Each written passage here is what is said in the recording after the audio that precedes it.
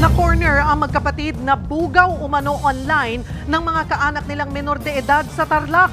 Ang mga biktima, pinagla-live show. Ang masaklap, kabilang sa mga biktima, ang 3 buwang gulang na sanggol.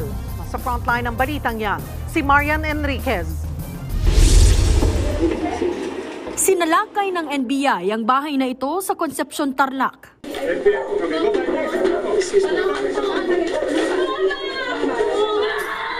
Target nilang arestuhin ang 2 babaeng magkapatid na nasa likod ng malaswang live show ng mga menor de edad online. Ang isa sa mga suspect, hinimatay pa.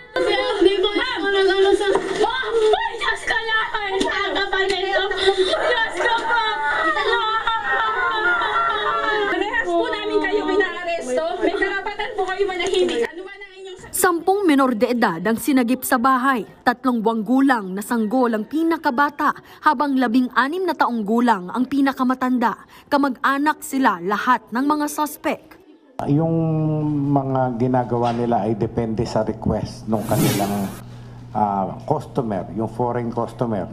Pwedeng yung bata sa bata, magulang sa bata, or pati yung baby, kinukunan lang ng makita lang yung private part ng baby.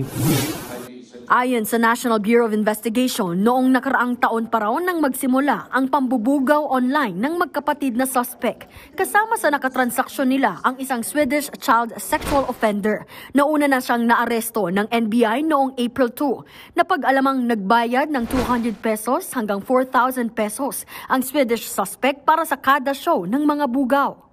Hindi nagpaunlak ng panayamang 2 suspect na mangiyak-ngiyak pa. Nasa pangangalaga naman ng DSWD ang mga sinagip na bata. Nagbabalita mula sa Frontline, Marian Enriquez, News 5. Mga kapatid, Cheryl Cosim po, huwag maging huli at maging una sa lahat sa balitaan. Para sa tuloy-tuloy na talakayan sa Frontline, mag-follow at mag-subscribe sa social media pages ng News 5.